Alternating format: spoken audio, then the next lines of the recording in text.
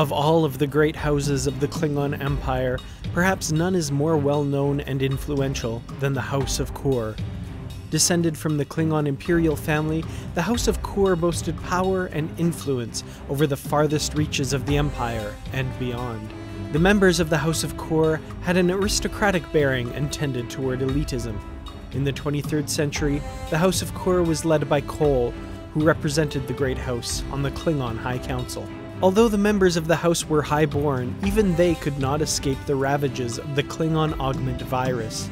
The result of an experiment to create elite Klingon warriors using human augment DNA left over from the eugenics wars, the virus swept through part of the Klingon Empire, and at least one son of the House of Kor was affected. The virus caused a number of effects on Klingon sufferers, most notably the loss of cranial ridges and other features, causing the affected Klingon to appear more human-like. Kor, son of Rhinar, was a commander in the Klingon Imperial Fleet in 2267. Following the breakdown of peace talks between the United Federation of Planets and the Klingon Empire, a brief war broke out between the two powers. Kor was assigned the task of invading and occupying the planet Organia, which held a strategic position between the Empire and the Federation. Installing himself as the military governor of Organia, Kor maintained a ruthless iron grip on the planet's population, utilizing brutal means to keep the people of Organia under control. Trapped on the planet at the time was a two-man team from the Federation, Captain James T. Kirk of the USS Enterprise, who posed as an Organian, and his first officer, Mr. Spock, who posed as a Vulcan trader in Kivas and Trillium. Kor soon learned their identities and jailed both officers to await execution. However, unbeknownst to Kor or Kirk, the citizens of Organia were actually highly evolved non-corporeal lifeforms who saw the violence between the Empire and the Federation as most distasteful. Freeing Kirk and Spock, the Organians set out to impose their will on the two warring nations. They rendered all hand weapons useless and paralyzed the Klingon and Federation fleets, which were facing off in orbit around Organia. Imposing the Organian peace treaty, the Organians predicted that the Empire and the Federation would one day be friends. Kor lamented the fact that he was deprived of the chance to face Kirk and the Federation in battle. A shame, Captain. It would have been glorious. 2 years later, in 2269, Kor once again had the opportunity to face Captain Kirk in battle. Kor's ship at the time, the IKS Klothos, engaged the USS Enterprise in battle in a region of space known as the Delta Triangle. The battle was interrupted, however, when both vessels were pulled into an alternate universe called Elysia. This mysterious dimension had a number of effects on the two starships, including draining their dilithium crystals of energy. The two crews soon discovered that they were unable to escape the phenomenon and return to their own universe without working together. Combining their efforts, the Klothos and the Enterprise shared each other's warp power to overcome the effects of the so-called time trap. According to Kor, the Klothos was one of the first Klingon ships to be equipped with a cloaking device. Kor himself spent 3 days in the engine room taking the device apart and studying it to become familiar with every intricacy of its operation. This preparation proved to be critical during a subsequent attack on the Federation outpost at Caleb 4. Kor launched a small initial attack, and later struck the outpost with the bulk of his forces when the Federation dispatched repair teams, catching the outpost defenses by surprise. In 2271, Kor scored a glorious victory over the Romulans at the Battle of Klak de Kelbracht, an area of space known to the Federation as the Briar Patch. This was not the only entanglement that Kor had with the Romulans. At one point in his military career, Kor even took part in an attack on the Romulan homeworld itself. In another famous engagement, Kor, along with fellow warriors Kang and Koloth, held the Korma Pass against Tanag's army. During the battle, the Klingon Warriors 3 forced their enemy to fight with the blinding light of 3 suns in their eyes. In typical Klingon hyperbolic storytelling, it is said that the battle ended with the mountainside covered with so many dead that there was not a square meter of ground to be seen. Together, the 3 lifelong friends celebrated the glorious victory by feasting on Tanag's heart. Big heart. In the late 2280s, a group of mercenaries led by a man known only as the Albino began raiding Klingon colonies. 3 Klingon warships, commanded by Kor, Kang, and Koloth, were dispatched to stop them. They succeeded in stopping the attacks and captured most of the mercenaries. However, the Albino himself escaped and swore revenge on the firstborn of each of the 3 Klingon captains. Within a few years, the firstborn of each of the 3 Klingon warriors were killed by a genetic virus concocted by the Albino. Federation Ambassador Curzon Dax, who had become close friends with Kang, was the godfather of Kang's firstborn son. He, along with Kang, Kor, and Koloth, swore a blood oath to avenge the deaths of their sons, pledging to kill the Albino in retribution. Later in his career, Kor served as a member of the Oversight Council for the Klingon Defense Forces. In 2345, as a member of this council, Kor was responsible for striking Martok's name off of the officers list because his family was from the Ketho Lowlands. Due to this stain on his record, Martok was barred even from enlisting as a common soldier. This insult would weigh heavily on Martok's soul for the next 30 years.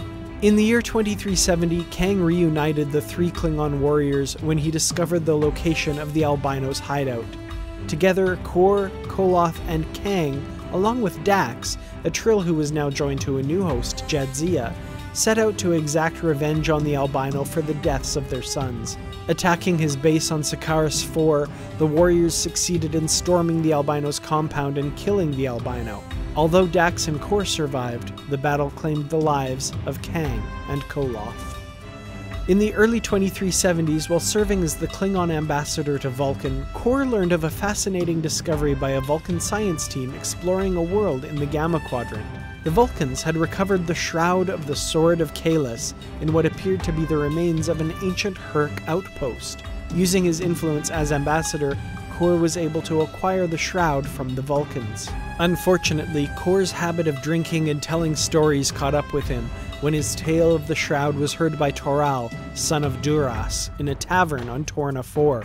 Toral dispatched a Lethian agent after Kor, who caught up with him on Station Deep Space Nine in 2372 and stole his memories of the discovery of the shroud. Kor was on Deep Space Nine at the time to enlist the aid of his old friend, Dax, in recovering the revered Sword of Kahless.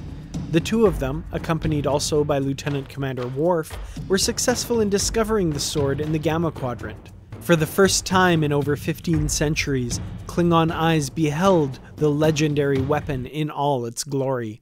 Unbeknownst to the adventurers, Toral was hot on their tails, and the 3 of them narrowly escaped his forces. Despite the ancient legends foretelling that the recovery of the Sword of Kahless would unite the Klingon Empire, Worf and Kor soon came to the realization that its discovery might have the opposite effect. The significance of the ancient relic led to contention between the 2 Klingons, and they recognized that the sword would only serve to further divide the Empire. Rather than taking the Sword of Kahless back to Kronos to present to the Emperor, they instead elected to set it adrift in interstellar space in the Gamma Quadrant, ready to be rediscovered when the Empire was ready. 3 years later, in 2375, the Alpha Quadrant had been plunged into a horrific war. The Dominion, an advanced power from the Gamma Quadrant, was at war with the Federation, the Klingons, and the Romulans. Kor, however, had found himself out of favor with the current administration under Chancellor Gowron, and was unable to secure a command, and thus was denied glory in the Dominion War. Appealing to his old friend Worf for assistance, Kor secured a reactivated commission in the Klingon Defense Forces. However, Martok, now a general and the supreme commander of the Ninth Fleet, remembered his mistreatment at the hands of Kor in his youth, and refused to give him a command in his fleet. Kor was thus assigned as 3rd officer of the IKS Chitang under Martok's command. The Chitang embarked on a mission to lead a small fleet of 5 Klingon birds of prey on a cavalry raid deep into Dominion-held space. Their plan was to carry out a number of hit-and-run attacks on Cardassian and Dominion outposts, beginning with the Cardassian base on Trelka 5.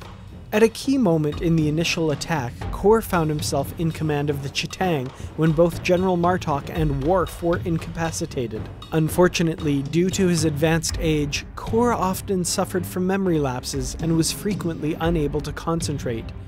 During his command of the attack, Kor suffered just such a lapse, and believed himself to be back in command of the Klothos, attacking the Federation base at Caleb 4 alongside his old comrade, Kang. Kor brought the attacking forces back around for a second pass on the Trelka 5 base when the plan called for only one pass.